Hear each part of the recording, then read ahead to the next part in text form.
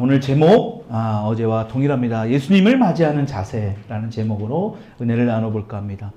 두 번째 시간인데요. 우리 어저께 시몬에 대해서 살펴봤죠. 우리는 인생을 살아가면서 누군가를 이렇게 기다려본 적이 많이 있었을 겁니다. 근데 어떤 사람을 기다리냐에 따라서 그 기다림의 시간이 초조하고 불안하고 또 두려워하는 반면에 또 너무나 만나고 싶고 보고 싶은 사람은 그 기다림의 시간을 굉장히 기쁨으로 맞이할 수 있습니다. 오늘 2021년도 마지막 주일인데 다가오는 새해를 마찬가지로 정말 어떤 새로운 마음으로 새롭게 설레는 마음으로 시작하는 사람은 이 날을 굉장히 바라고 기다릴 겁니다. 그런데 2022년도가 오는 것을 한 살을 더 먹고 불안하고 뭔가 쫓기는 것 같고 뭔가 부정적인 생각을 가진 사람은 이 새해가 오는 것을 굉장히 불안하고 두려움 가운데 있을 거라는 겁니다. 여러분, 마찬가지로 다시 오실 예수님을 바라는 우리의 자세도 똑같아요.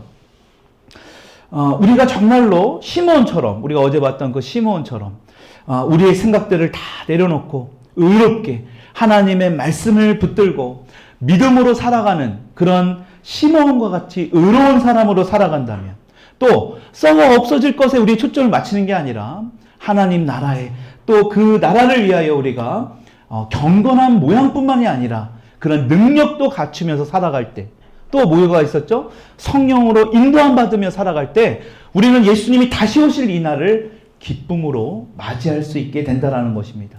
그런데 예수님이 이 땅에 오신다라는, 다시 오신다는 사실을 우리는 다 알아요. 너무나 많이 들었기 때문에. 그런데 문제는 뭐냐? 이것을 머리로만 알고 있었던 사람들, 이것을 제대로 믿지 못했던 사람들은 그날이 되면 땅을 치고 두려워하고 후회하게 될 날이 오게 된다는 것입니다. 우리는 어제 성탄절 예배를 통해서 예수님이 이 땅에 육신의 옷을 입고 오셨을 때 정말 기쁨으로 맞이한 사람들을 우리가 어저께 시몬을 봤습니다. 근데요, 정말로 예수님이 이 땅에 오시는 것을 가장 싫어하고 두려워했던 존재가 있습니다. 누굴까요? 바로 마귀입니다. 마귀는 이 땅에 오시는 예수님을 굉장히 싫어하고 두려워했어요. 그래서 우리가 어떻게 할 수 있느냐? 마태복음 2장의 말씀을 보게 되면 어저께 이방인이었다 그랬죠? 로마에서 파송한 이 헤롯 왕이 어떠한 정책을 펼치는지 우리가 볼 수 있습니다. 2장 16절 우리 같이 한번 읽어볼까요? 시작. 이에 헤롯이 박사들에게 속은 줄 알고 심히 노하여 사람을 보내어 베들레헴과 그 모든 지경 안에 있는 사내 아이를 박사들에게 자세히 알아본 그때를 기준하여 2살부터 그 아래로 다 죽이니, 이런 예수님이 태어났을 이 당시에 엄청난 남자아이들의 살인이 벌어졌습니다. 실제 있었던 일이거든요. 2살 아이의 남자아이들을 다 찾아내서 죽여버렸습니다. 이게 헤롯 왕의 정책이에요. 여러분, 그래서 이제 내년에 되면 우리가 여러 일들이 많이 있는데 그 중에 정말 중요한 것 중에 하나가 대통령 선거예요. 그렇죠? 저는 어떤 정치적인 부분을 이 시간 말하려고 하는 게 아닙니다. 여러분, 성경적인 이 성경과 전혀 다른, 성경과 반대되는 이념을 추구하는 사람들이 너무나 많이 있습니다. 여러분, 그것을 가만히 보게 되면 하나님의 일을 반대하는 세력들이에요. 우리가 어떤 특정 지역, 우리가 어떤 특정 정당, 이것이 중요한 게 아니라 그 사람들이 펼치는 정책과 어떤 여러 가지 사상과 생각들을 우리가 잘 봐야 돼요. 정말 그 사람이 성경의 말씀에, 하나님 말씀에 부합되는 사람이라면 우리는 그 사람을 뽑아야 됩니다. 여러분, 헤롯 왕처럼 이렇게 하나님의 말씀에, 하나님의 하는 역사에 반대하는, 지금 반대하는 정도가 아니라 대항하는 이러한 모습을 우리가 성경을 통해 볼 수 있습니다. 이거는 오늘날 우리에게도 똑같습니다. 여러분, 우리가 겉으로 보는 것이 진짜가 아니거든요. 그분들의 사상을 보고 그분들의 이념을 보게 되면 하나님에 반항하는, 하나님에게 전면으로 도전하는 그러한 사상들을 갖춘 사람들이 너무나 많이 있습니다. 여러분, 우리는 정말 기도해야 되고 그분들이 정말 이 나라를 좌지우지하지 않을 수 있도록, 하나님이 온전히 통치할 수 있도록 우리는 기도해야 되는, 특별히 우리 내년은 굉장히 중요한 해입니다. 여러분, 이렇게 지금 베들레헴 그 모든 지경에 있는 2살부터 그 밑으로 된 사내 아이들을 전부 죽이라고 했습니다. 왜 이렇게 했을까요? 여러분, 마귀는요, 이미 메시아가 올 거라는 것을 너무나 잘 알고 있었습니다. 그래서 마귀는요, 하나님을 대적할 수 없어요. 어떻게 감히 하나님의 피조물인 그 마귀가 어떻게 우리보다 좀 능력이 뛰어날 수는 있겠죠. 그러나 결코 하나님을 대적할 수 없습니다. 그러니까 그들이 할 수 있는 게 뭐냐? 하나님이 하시는 일. 하나님은 누구랑 같이 함께 하십니까? 저와 여러분들을 통해서. 하나님을 믿는 자들, 하나님의 자녀들을 계속해서 공격합니다. 그리고 방해해요. 자기 편이라고 생각하는 사람들은 절대 건드리지 않습니다. 근데 어떻습니까? 하나님 편에 있거나 또 하나님의 편으로 넘어가려고 하는 사람들을 집중적으로 공격합니다. 여러분 잘 생각해 보십시오. 지금 마귀는요, 2살부터 그 아래로, 그러니까 태어나자마자 2살까지 된 사내 아이들을 다 죽임당하는 것을 보고 어떤 마음이었을까요? 야, 이제 됐다. 하나님의 어떤 메시아를 지금 내가 이렇게 찾아냈다라고 생각했을 거예요. 근데 잘 보세요. 사단이 아무리 이렇게 방해를 해도 하나님의 계획을 절대 망칠 수 없다는 겁니다. 여러분, 하나님은 어떻게 했습니까? 사탄이 이미 이렇게 할 것을 다 알고 준비하셨어요. 마태복음 2장 14절로 15절의 말씀 같이 읽어볼게요. 시작. 요셉이 일어나서 밤에 아기와 그의 어머니를 데리고 애굽으로 떠나가 헤롯이 죽기까지 거기에 있었으니 이는 주께서 선지자를 통하여 말씀하신 바 애굽으로부터 내 아들을 불렀다 함을 이루려 하심이라. 아멘. 지금 애굽으로부터 내 아들을 불렀다 함을 이루. 이 말씀은 이미 구약성경 호세아에 이미 기록되어 있는 말씀이에요. 그러니까 여러분들 성경에 보면 주석 성경의 밑에 하단에 호세아서 말씀이 있을 겁니다. 그렇죠? 그 말씀을 이루려 하셨다. 이미 구약성경의 선지자를 통하여 하나님께서 하신 그 계획대로 이것을 이루었다라는 것입니다. 헤롯 왕이 지금 2살 밑에 남자아이들을 다 죽일 것을 아시고 어떻게 하신 거예요? 예수님을 애굽으로 피신시켰다라는 겁니다. 여러분, 이 말씀은 우리에게 무엇을 가르쳐 주느냐? 여러분, 우리의 삶에서도 마찬가지입니다. 혹시라도 여러분들의 2021년도 한 해 동안 계획했던 것, 여러분들이 기대했던 것, 또 기도하는 것, 좌절하고 또 힘들고 여러 가지 어려운 그런 일들이 있습니까? 여러분, 낙심할 필요가 하나도 없습니다. 포기할 필요가 하나도 없다라는 거예요. 왜? 그 실패 또한 하나님의 크신 계획의 한 일부분이기 때문에. 여러분 믿으십니까?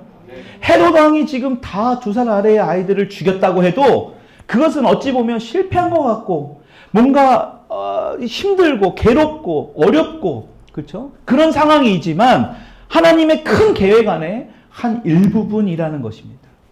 어제 우리가 살펴본 시므온이요. 얼마나 지루하고 긴 시간을 기다렸을까요? 그는 포기하지 않고 메시아를 기다렸다라는 거예요. 하나님께서 말씀하신 메시아, 그 메시아를 기다렸더니 결과적으로는 뭐예요? 하나님의 아들을 이 가슴에 품을 수 있는 그 엄청난 영광을 누린 겁니다. 여러분, 하나님의 아들을 만질 수 있다라는 것, 눈으로 볼 수 있다라는 것, 이게 얼마나 큰 축복입니까? 많은 전 세계에 있는 이 성탄절뿐만이 아니라 많은 사람들이 보는 이 성경 누가복음에 기록되어 있는 시몬이라는 인물, 얼마나 큰 축복이 되느냐라는 거예요. 여러분, 그러니까요, 신앙은 다른 게 아니에요. 인내하고 기다리는 거예요. 그냥 기다리다 보면, 버티다 보면 반드시 하나님의 약속하신 그 약속의 뜻이 이루어지는 것을 반드시 보게 된다는 것입니다. 어제 우리 시대적인 배경을 잠깐 살펴봤잖아요. 그렇죠?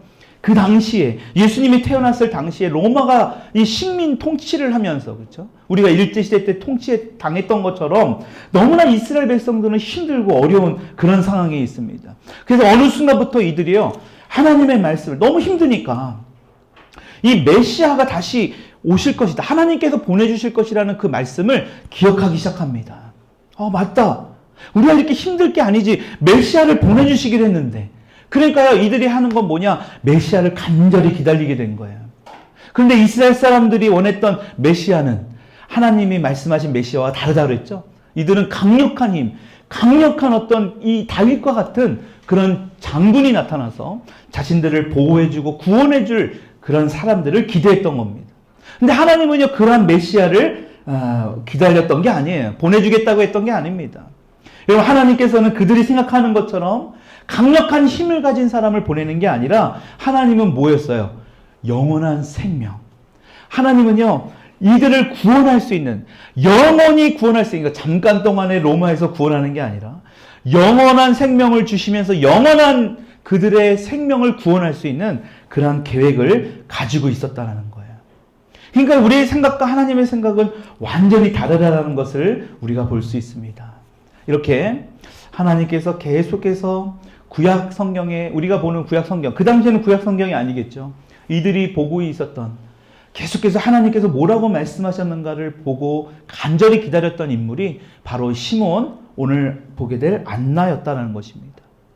여러분, 이들은요, 다른 유대인들처럼 그런 강력한 어떤 그런 메시아, 물리적으로 힘으로 물리칠 수 있는 그 메시아를 기다린 게 아니에요. 이들은 구약 성경에서 말씀하는 선지자들을 통해서 예언자들로 말씀하시는 그 말씀의 뜻을 정확히 알고 있었습니다. 그러니까 그 하나님의 말씀을 믿고 이들은요, 오랜 시간 동안 기다렸던 인물이 바로 이 시므온과 안나입니다. 오늘 그 안나라는 인물 보게 되면 36절의 말씀을 우리 다시 한번 읽어보겠습니다. 36절 시작. 또 아셀지파 안노의 딸 안나라는 선지자가 있어 나이가 매우 많았더라. 그가 결혼한 후 7해 동안 남편과 함께 살다가, 지금 안나라는 사람에 대해서 성경은 말하고 있어요. 그렇죠? 근데 안나가 지금 어떤 사람이라고 얘기합니까? 아셀지파라고 얘기합니다. 아셀지파. 여러분, 지금 그 이름 앞에 우리가 성경을 보게 되면 어떤 지파라는 말과 함께 또 누가 나옵니까? 바누엘의 딸. 그러니까 이 안나의 아버지가 누구인지 이름을 언급하고 있습니다. 여러분, 성경을 보게 되면 이렇게 아버지의 이름까지 나오는 것을 간혹 보게 되는데, 이것은 굉장하게 중요한 인물을 다룰 때에 그 아버지가 누군가까지 나오는 거예요. 그 사람이 별로 중요하지 않다면 그 아버지가 누군가 뭐 이렇게까지 나오지 않아요. 근데 굉장히 중요한 인물이기 때문에 아버지의 이름까지도 언급하고 있어요. 사실 누가복음에밖에 안 나와요, 이 시므온과 안나는. 근데도 이 아버지라는 이름을 이렇게 언급하고 있습니다. 너무너무 중요한 인물이라는 것을 우리가 알 수 있습니다. 근데 이 아셀지파인 안나에 대해서 뭐라고 이야기합니까? 어떤 사람이라고 나와요? 37절을 한번 볼게요. 시작. 가부가 되고 84세가 되었더라. 이 사람이 성전을 떠나지 아니하고 주야로 금식하며 기도함으로 섬기더니, 36절 37절 보니까 결혼하고 나서 이 안나가 몇 년 동안 결혼 생활을 했어요? 7년 동안 했습니다. 근데 어떤 이유인지 남편이 죽게 됩니다. 그때부터 가부가 돼서 지금 몇 살까지? 84세가 될 때까지 혼자 살고 있었다라는 거예요. 근데 이 안나가 이 84세의 고령이, 나이가 이렇게 많이 들 때까지 했던 게 뭐예요? 성전을 떠나지 않았다는 겁니다. 그리고 뭘 했대요? 밤낮으로 금식하며 기도하는 사람. 근데 이거를 우리가 잘못 해석하면, 와, 어떻게 매일같이 그러면 성전에만 있고 밤낮으로 금식하면 어떻게 사람이 살 수 있어? 그런 의미가 아니죠. 자주 이렇게 했다라는 거예요. 굉장히 이러한 영적인 삶을 살았다라는 것을 이야기하는 겁니다. 여러분, 여기서 특이한 것은 이 아셀지파의 딸이 성전에 있었다. 이건 굉장히 좀 어떻게 보면 중요해요. 왜? 이 아셀지파가 살고 있었던 그 지역이 이 이스라엘의 북쪽 지역입니다. 여기 지도를 잠깐 보게 되면, 요거 사진을 보게 되면 여기 보이십니까? 지금의 레바논이에요. 그러니까 어떻게 보면 지금 이스라엘에 있었던 그 북쪽에 이 아셀 지파들이 거주하고 있었던 겁니다. 근데요, 이 북쪽 이스라엘 지파에 였었는데 이 아셀 지파는요, 이미 다 흩어졌습니다. 그러니까 없어진 지파예요. 사라진 지파입니다. 그 중에 여기도 지도에도 나와 있는데, 이 아셀 지파가 살고 있었던 이 지역에 가장 우리가 많이 봤던 지역이 바로 이 두로와 시돈입니다. 여러분 보시겠지만 바닷가에 있어요. 항구 도시입니다. 이 도시가요, 굉장하게 많은 돈을 벌었습니다. 왜냐? 그 당시에는 배로 모든 무역을 했거든요. 그렇죠? 그러다 보니까 이곳에 많은 상인들과 여러 가지 무역 활동들이 활발하게 이루어지니까요, 이 두로와 시돈에는요, 굉장히 부유한 사람들이 많이 살았어요. 근데 문제는 뭐냐? 굉장히 잘 사는 동네였지만 이들은 하나님이 가장 싫어하는 우상을 섬기는 그러한 도시였습니다. 그래서 두로는 바알 신을 섬겼고요, 이 시돈은 아스타롯 신을 섬겼습니다. 그러니까 굉장히 이 바알과 아스타롯, 어찌 보면 하나님이 가장 싫어하는 그러한 우상 숭배를 행했던 이 동네, 도시가 바로 이곳입니다. 아셀 지파가 거주했던 도시예요. 그래서 오늘날 이 두로와 시돈은요, 어떻게 얘기합니까? 성경에서도 죄악을 상징하는 도시, 멸망하는 도시로 상징해요. 그래서 누가복음 10장 13절 14절에 이렇게 말씀하고 있죠. 예수님이 이렇게 말씀합니다. 같이 읽어볼게요. 시작. 화 있을진저 고라시나, 화 있을진저 벳세다야, 너에게 행한 모든 권능을 두로와 시돈에게서 행하였더라면 그들이 벌써 베옷을 입고 제에 앉아 회개하였으리라.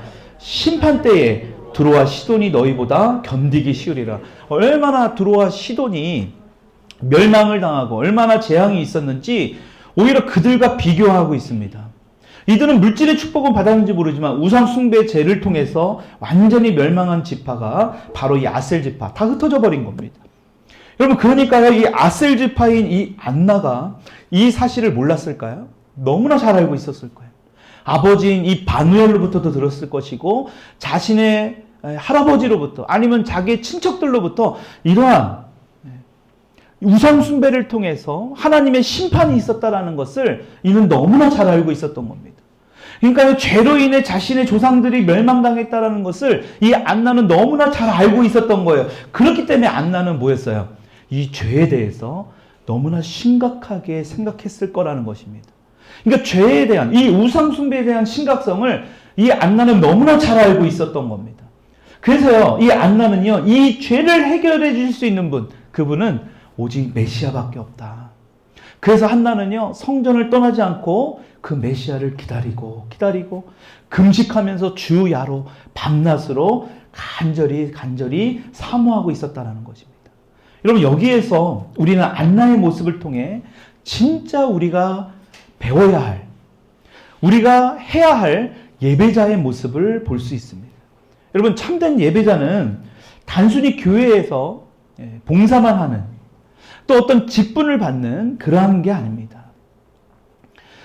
단순히 우리가 어떤 행사 때, 집안 행사, 결혼식이나 장례식 때 큰 교회에 다니면 많은 사람들이 와서 위로해주고 축하해주는 그러한 것 때문에 교회 다니는 것이 참된 예배자의 모습이 아니라는 것을 보여주는 겁니다. 여러분, 이 안나 선지자는 예수님께서 이 땅에 오실 것을 얼마나 간절히 기다렸던지 나이가 이렇게 많음에도 불구하고 계속해서 성전을 떠나지 않고 기도했다라는 거예요. 그만큼 뭐예요? 너무나 절박했다라는 거예요. 단지 예수님 없이는 결코 이 문제가 해결될 수 없다는 것을 이 안나에게는 확신을 갖고 있었던 겁니다. 우리가 오늘도 찬양했습니다. 예수님 사랑합니다. 여러분, 그것은 뭐예요? 내 삶에 예수님이 전부입니다라는 것을 우리가 고백한 거예요. 여러분, 안나도 마찬가지입니다. 밤낮으로 예수님만이 이 문제를 해결해 줄 수 있는 분이다라는 것을 안나는 확신했던 거예요. 여러분, 하나님께서 원하시는 신앙인의 모습이 바로 이런 모습입니다. 교회는 건물이 아니에요. 교회는 예수 그리스도를 믿는 사람들의 공동체가 모이는 그곳이 바로 교회예요. 그래서 큰 건물에서 예배를 드리든 작은 골방에서 예배를 드리든 그것은 중요하지 않다는 거예요. 중요한 건 뭐냐? 영과 진리로 예배 드리는 거예요. 여러분, 그래서 우리가 2022년도에 우리 교회의 표어가 오늘 기도를 통해서도 말씀해 주셨는데 오직 성경, 오직 은혜, 오직 믿음이에요. 이것이 흔들리게 되면 우리 교회는 그냥 의미가 없는 겁니다. 그냥 동호회 수준으로 끝나는 거예요. 우리는 오직 믿음, 오직 은혜, 오직 말씀을 통해서 우리는 이 교회를 함께 나아가야 될 줄 믿습니다. 여러분, 얼마 전에 국민일보에 이런 기사가 있어요. 지금 국회의원이 됐는데 그 태영호라는 분이 있습니다. 이분이 북한에서 탈출했거든요. 굉장히 높은 고위직에 있었습니다. 여러분, 근데 북한에는요, 이분 말로는 실제로 교회가 없대요. 근데 외부 사람들 때문에 종교의 자유를 우리도 이렇게 한다라는 것 때문에 외관상으로 이렇게 보여지는 어떤 이 교회들이 있습니다. 외부 선정용으로 이렇게 사람들을 예배드리게 하는 겁니다. 그곳에는 계속 감시하는 사람들이 있고요. 그곳에 뭐 목사나 어떤 여러 성직자들은 아무나 할 수 없겠죠. 사상교육을 철저하게 받은 사람입니다. 근데 문제는 뭐냐? 그런 교회에 만들어지고 얼마 있지 않아서 진짜로 하나님을 믿는 사람들이 막 생겨나기 시작했다는 거예요. 그러니까 이 북한의 권력자들이 그때부터 더 긴장하기 시작했다는 거예요. 감시하는 사람들을 더 많이 교회에 배치했다는 겁니다. 그것을 본 태영호 지금 국회의원 이분이 어떤 생각을 했냐? 아, 진짜 하나님이 살아계시는구나. 그때부터 자신이 정말 하나님이 살아계시는가라는 것을 확실히 믿었다라는 거예요. 여러분, 북한에는 교회가 없습니다. 그래서 그들은 숨죽이며 조용히 지금도 예배하고 있습니다. 그래서 우리가 매일 같이 축도할 때마다 그들을 위해서 기도하는 거예요. 여러분, 우리처럼 이렇게 예배를 드리다가는 전부 수용소로 끌려가거나 죽음을 맞이하게 됩니다. 그런데도 어때요? 그들은 예배를 드려요. 왜요? 안나와 같이 정말 다시 오실 예수님만이 자신을 구원해 줄 수 있다라고 정말 그들은 지금도 예배하고 있는 거예요. 저희가 북한빵을 이렇게 선교를 하지 않습니까? 그 선교사님 이야기를 간혹 들여다보면 북한에 있는 사람들이요, 우리 한국을 위해서 기도한대요. 오히려 거꾸로 자신들을 구원해 달라고. 오히려 한국이 더 자유민주주의 국가가 돼서 우리 사회민주주의 힘들어하고 있는 이쪽이 너무나 어려운 우리를 빨리 구원해 달라고 그렇게 기도한대요. 그리고 예수님 빨리 이 땅에 와달라고, 다시 와달라고 그렇게 간절히 눈물로 기도한다라는 거예요. 얼마나 힘들까요? 여러분, 이런 예배가 영과 진리로 드리는 예배인 줄 믿습니다. 우리가 나가야 될 예배의 모습이에요. 여러분, 그래서 안나는요, 이 땅에 오실 예수님만이 그 문제를 해결해 주실 거라는 확신을 가진 거예요. 지금 로마의 압제를 통해서 자신의 압셀 지파가 다 흩어지고 죄로 인해서 완전히 멸망당한 이 모습을 다시 회복시켜 주실 분은 오직 예수님이라는 것. 그래서 성전을 떠나지 않고 금식하며 기도했다라는 거예요. 여러분, 그런데 굉장히 중요한 말씀이 38절에 나옵니다. 같이 한번 읽어볼게요. 시작. 마침 이때에 나아와서. 여러분, 마침 이때에 나아와서라는 말씀을 굉장히 좀 잘 봐야 돼요. 여러분, 성전을 떠나지 않고 주야로 금식하며 기도했더니 안나에게 어떤 일이 벌어졌냐? 마침 이때를 맞이하게 됩니다. 여러분, 이때가 언제예요? 예수님이 예수님의 아버지인 요셉과 마리아와 함께 성전으로 들어올 때예요. 성전에 계실 때를 얘기합니다. 다시 말해서 한나가 성전을 만약에 떠나 있었다면 이때에 예수님이 성전으로 들어왔을 그때에 아기 예수님을 결코 만날 수 없었을 것이라는 겁니다. 여러분, 한나는 항상 하던 대로 성전에 있었습니다. 무슨 일이 있어도 한나는요, 이 성전을 떠나지 않았어요. 그리고 밤낮으로 깨어서 기도했다는 거예요. 그 결과가 뭐예요? 아기 예수님을 만날 수 있었다는 거예요.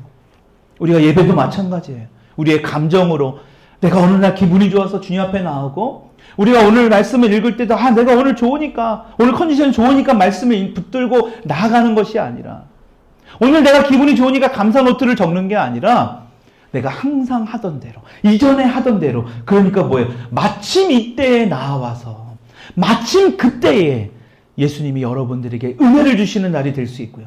마침 그때에 예수님이 다시 구름 타고 오실 날이 될 수도 있다라는 것입니다. 여러분, 그래서 이제 우리는 어제 시므온과 안나라는 이 인물들을 통해서 깨닫는 것이 무엇입니까? 여러분, 이 둘의 공통점 중에 하나가 뭐예요? 나이가 굉장히 많다라는 거예요. 오랜 세월을 살았다는 것. 이 오랜 세월을 산 사람들이 주는 메시지가 뭐예요? 인생을 산전수전 다 겪어보면서 산 사람들의 내린 결론이 뭐냐? 바로 예수 그리스도다. 예수 그리스도만이 자신들의 삶을 바꿔줄 수 있고 예수 그리스도만이 오직 회복시켜 줄 수 있다. 이것을 확신했다라는 것입니다. 여러분, 이 중에는 아직 예수님을 만나지 못한 분도 있습니다. 괜찮습니다. 중요한 것은 지금 이때에, 마침 이때에 나와서 바로 이곳에 여러분들이 있다라는 게 중요한 거예요. 여러분, 그렇기 때문에 예수님이 여러분들을 너무나 사랑한다는 사실을 믿을 수 있기를 축원합니다.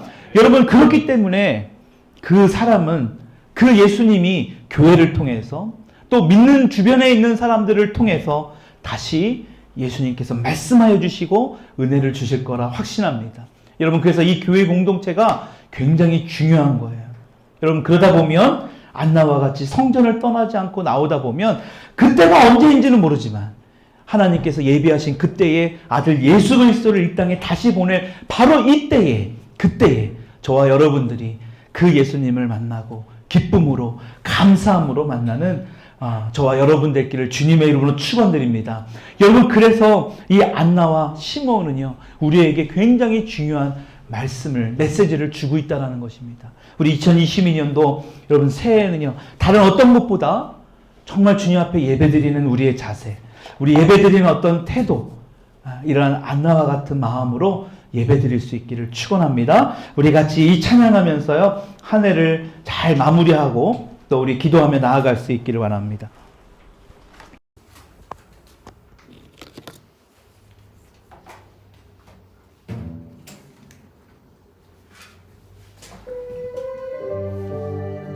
이 찬양의 가사를 잘 생각해 보면요, 이 땅에 오신 하나님의 본체 예수 그리스도를 이야기합니다. 여러분, 그 영광 중에 다시 오실 예수님을 우리가 기억하면서 이 찬양으로 우리 다시 한번 오늘 말씀도 생각하면서 우리 기도하고 선포하며 나아갔으면 좋겠습니다.